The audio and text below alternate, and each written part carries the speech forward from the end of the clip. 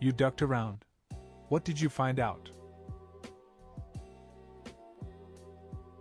I bought coke from a Manhattan street dealer with a fake $50 bill. I was 19 and dumb and lived in Brooklyn, so I thought he would never find me. 8 years later, this motherfucker spotted me on the street and beat my ass with a baseball bat.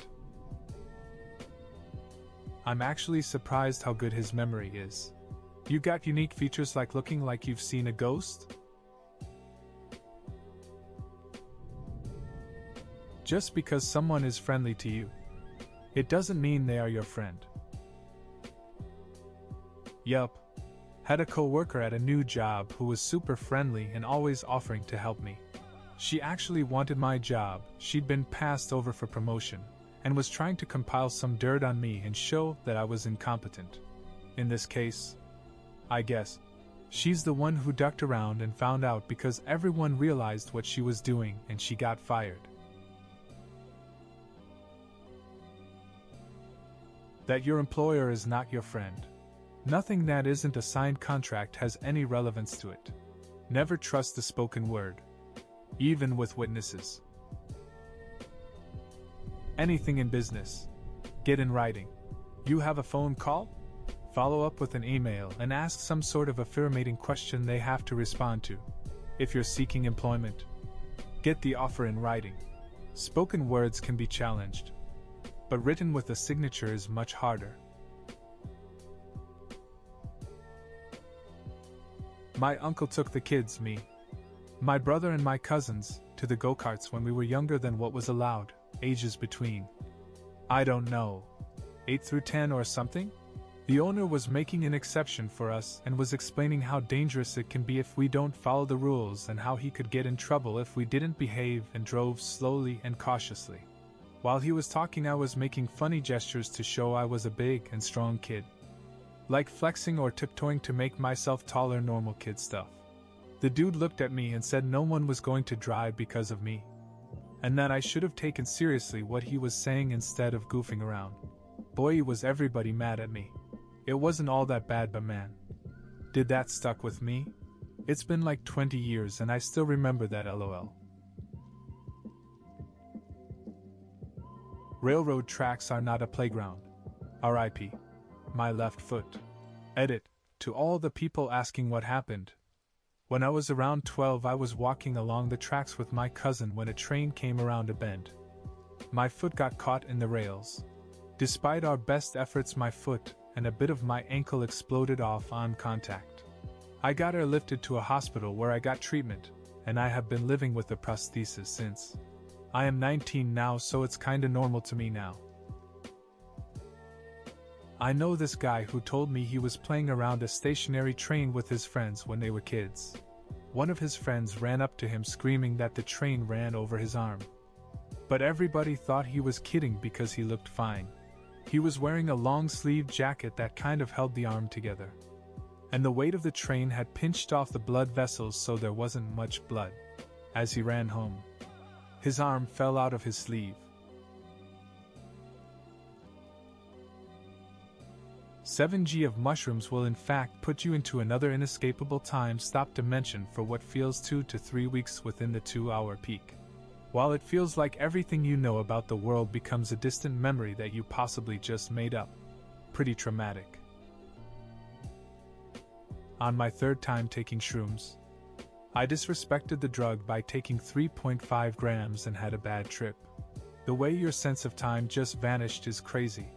It's like, I can look at the clock and see that it's 12:36.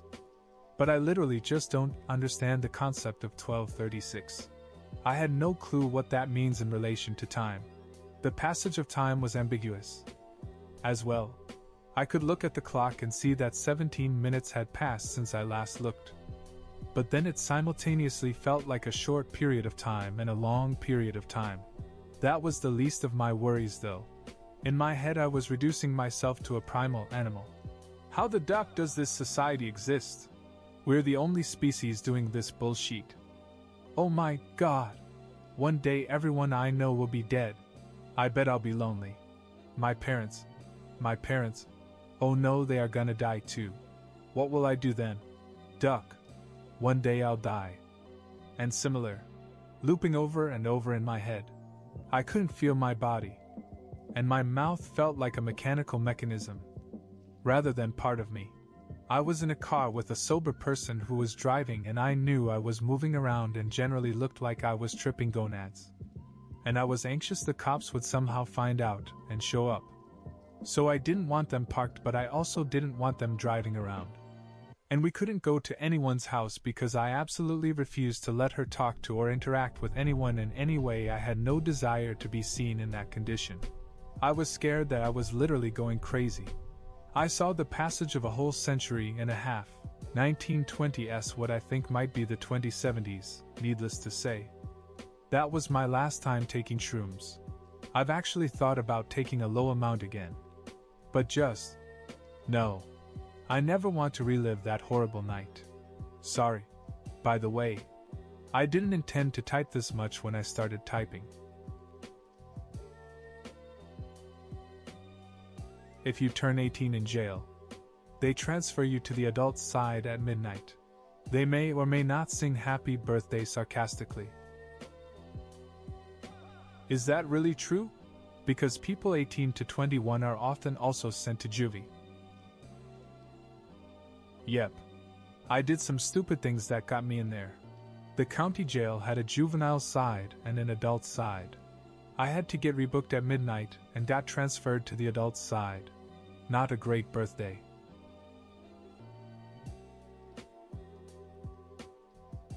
Shooting yourself in the head with a 9mm handgun does not guarantee your death.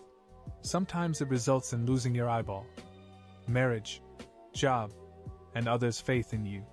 Don't do it, kids. Life is worth living.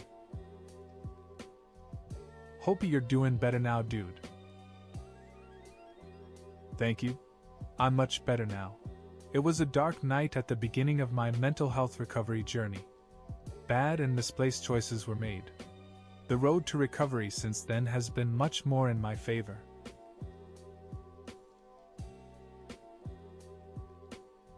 You might not know it, but you really like your knees. Tore my meniscus by kneeling on the floor and picking up a bunch of change my boss dropped while she picked up the stuff on the counters. Had surgery on it around Thanksgiving. It still wants to go sideways. They couldn't attach it cause of where I tore it. So don't kneel. Don't drink and then drive. Even if it's just through a parking lot. I was in college and had walked home from a local spot after a night of drinking with friends. When going in the dorm, I saw an open parking spot right by the doors. I was going home the next day and had a ton of stuff to take back. Decided to get in my truck, which was on the opposite end of the lot, and get the spot. But I forgot to turn my headlights on. Mainly due to the parking lot lights, but also alcohol. Campus police saw me and pulled me over in the lot. About 5 feet from the spot. Long story short, I got a DUI and my truck towed. This was 23 years ago, but taught me a painful lesson that stuck with me since. There was a time about 15 years ago when I was out drinking with friends. But nothing to excess. My routine was to have 3 drinks. Then 2 glasses of water to dilute. And then wait until closing to head home. Worked like a charm so that I was stone sober before walking to my car. Until one time something was different, and the drunk hit me hard while doing 70 down the freeway. I was actually scared shitless from how hard and fast it hit as I felt the sobriety slipping away. I managed to catch the first exit and parked in the dirt along the off-ramp. I had enough good thinking left that I managed to lock my keys in the trunk before climbing back into the car. Locking the doors. And passing the duck out. Cop woke me up as the sun was coming up and I was hungover. I couldn't hide having to remove the keys from the trunk and thought for sure the CHP was going to bust me. But instead, he said he could see I made the best decision at the moment, and he appreciated me making sure I couldn't keep driving, then let me go on my way. All told, it was a small thing. But that event made me restrict my drinking to 1 slow beer a night when out for a few years. That not wearing a helmet while longboarding and ducking up a tuck and roll can cause a traumatic brain injury. Wear a ducking helmet. You're not kidding. I knew a girl whose entire personality changed after wiping out exceptionally hard on a long board. She never sought any treatment even though it was an ugly fall. Within a year she went from an average suburban girl to professional fire-eating lingerie hula hooper. I know it's a lot to unpack. She's just strange now. Not in a bad way, I guess. She seems happy enough, but I feel like the girl that got on that long board is gone forever.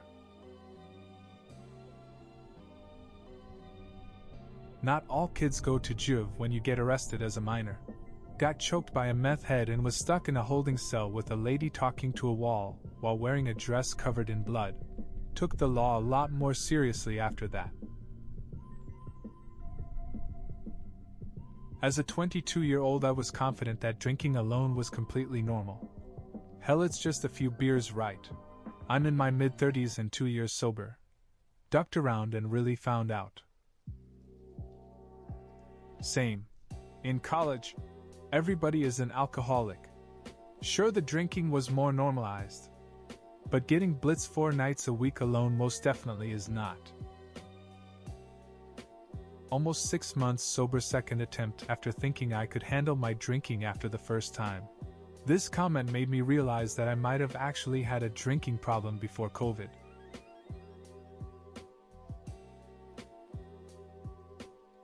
Don't wait for someone because you hope there's the chance for romance in the future.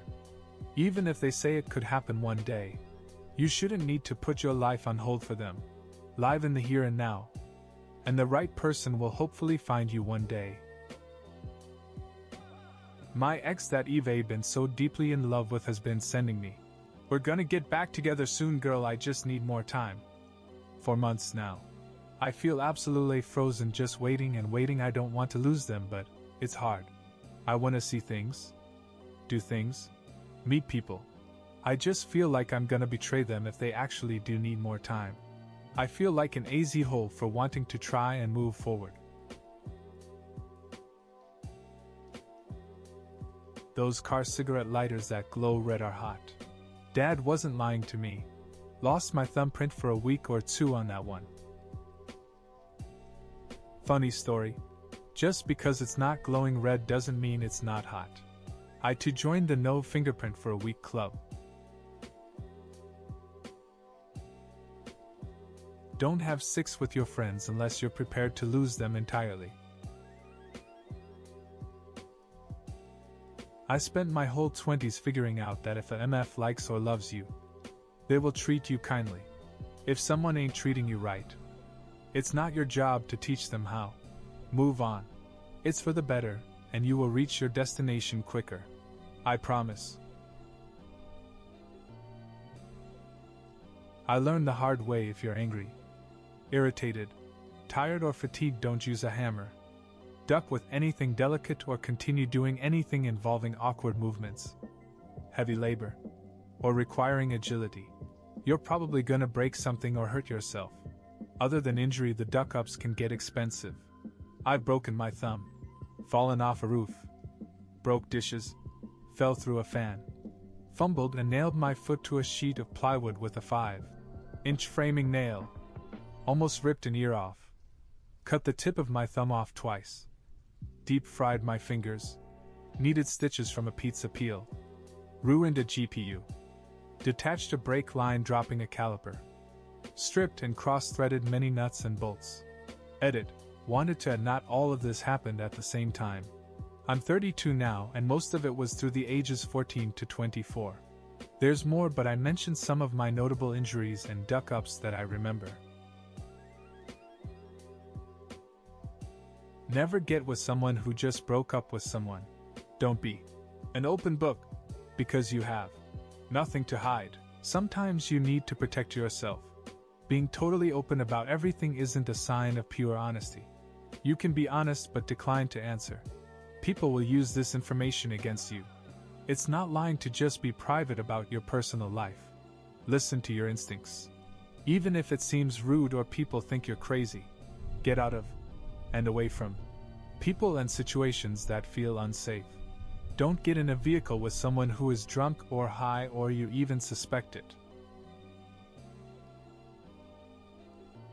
No amount of talent and commitment can outweigh untreated mental trauma. An athlete can run on a bum knee for longer than a pedestrian. But run long enough and it will pop all the same. And secondly, fixing yourself doesn't take therapy. Self-help books or meditation. They can help. But its core is gentle, slow progress, consistent over many years. And it's worth it. Turns out that there's a pretty good reason why super addictive drugs are illegal. Someone might end up strung out on Xanax while their friend is fiddling with a gum like a toy. This friend might end up shooting a hole through your parents' TV while they are home. Teenagers, I'd recommend not doing drugs and not hanging out with drug dealers. Went into Muay Thai gym with like 1 year of casual boxing experience. They partnered me with a small woman who was trying out for some Olympic team or something. I was expecting to be humbled. And I knew from friends who went to this gym that they give you rough treatment at first to see if you are serious about the 1 year commitment. We sparred a bit, and I made the bring it on, or more, gesture with my hands at her. What came next was a flurry of fists, knees, and feet that I can't even explain. Had blood in my pee for 2 days. That if you're used to people buying you very expensive things, tearing you down, writing you shitty poems, tearing you down again and telling you that they love you very early on in the relationship, it will undoubtedly duck up your perception of a healthy relationship further down the line. Realizing the amount of times I've been love-bombed and stuck in tumultuous, and at times abusive relationships has been so shocking. If you are melting lead on the stove to make perks for fishing lures, do not tap the top of said melting lead with your finger, as what looks solid can actually be a film of liquid and your finger can be submerged half an inch quite easily. Parents are not actually required to treat you like a human. I was trying to convince my mom beating me was wrong, so I lost my door. All but 5 shirts and 5 pants and 5 pairs of underwear. Got to keep my mattress but not the bed frame, and she stopped allowing me to shower unless she was literally watching or washing me. Turns out, that's legal. Including the beatings if they leave no or few bruises. I was grounded for 7 years. From the age of 11 until I ran away at 18. Apparently when you don't treat your kids like people, they get scared of you for some reason. I dated a lady for a few months. We had a great relationship that was 99% perfect, including sex and intimacy and good conversation and musical collaborations, etc. We're both musicians. The downside was that she was on Prozac, and when she drank too much wine, she would lose her shit at me and put me through all sorts of negative chaos. I broke up with her, but we remained good close friends. I was pretty numb to the relationship ending, but she took it pretty hard. After a few months, she quit Prozac and hit me up to have meaningless sex. We hanged and banged it out for like 3 days straight. I worked from home, and she was between contract work assignments for her job. Anyway, she was also seeing another guy, a mutual friend who remains unaware of that sesh. A few days later, he told her he wanted exclusivity. She agreed, and we shut that down. To my surprise, I was completely emotionally devastated. I had accidentally caught feelings hard and went into a manic depressive tailspin that lasted about 2 weeks. I'm fine now. But it still hurts my heart to think about it. I ducked around and found out for real. Mosquitoes ain't that bad. I went forest camping in a tropical country with no insect spray. Caught some dengue virus. I can tell you that was the worst thing I've ever endured in life. I almost lost my life in the process.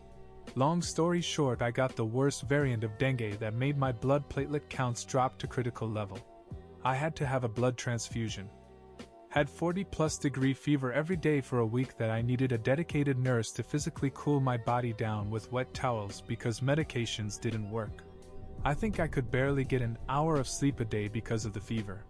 My immune system was also overwhelmed, so I got diarrhea as a bonus. There was this moment I was having a high fever and diarrhea at the same time, so I had to stay in the toilet, and the nurse was wiping my body. Thank you, Ms. Nurse, for your dedication. I will never forget it, but I hope you will whelp. I'm still alive. But remember, mosquitoes are ducking easy holes. Not to ever date cops. More details? Usual tale. Girl meets boy. Boy has unresolved trauma. An ability to lie without remorse, and is a serial cheater / misogynist, homophobic, racist who will use intimidation and vague threats to avoid accountability or being a decent person. The F8 part of FAFO was going against my intuition and better judgment because of amazing sixths and chemistry.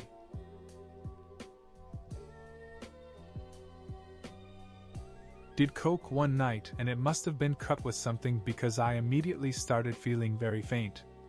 The room was spinning like crazy, and my vision started getting very hazy and blurry. My friends said I looked like I was passed out for 3 minutes until I came back to, and I was certain I was going to die. Don't partake in coke anymore. But lesson learned. Test and purify your sheet, folks. That putting off going to a doctor will only make things worse. I'm literally insured. I can afford the copay, just stupidity. Context: I have developed a double ear infection and have hearing loss. I have a double ear infection right now. I guess I put it off, but it wasn't intentional. I have to wear earplugs for work, so I thought that was why my ear was hurting. I'd been working 6 days a week for a couple months, and I just assumed that I was really tired. Turns out I had an acute sinus infection. Pollen is crazy here, so allergies, and everything from the chest up is affected. I haven't had an ear infection since I was a child. This has been a really horrible experience. A month down the road and my ears are still ringing. Good luck to you. Driving up someone's arse who was doing the speed limit in the fast lane. After about 10 minutes they moved over and I sped past at about 90 miles per hour. They then pulled back in. Drove right up my arse. They increased speed from 70 miles per hour to 90 miles per hour to do this. Then switched on the flashing blue lights their car was fitted with. They were plainclothes police. Duck. Decided to clean my gum on 2 hours of sleep and had 2 or 3 beers in me. Wasn't 100% paying attention and giving it the respect I should have. Ended up shooting myself through my left hand.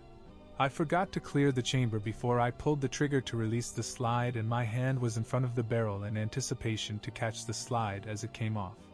Made several mistakes because I wasn't 100% sober and alert.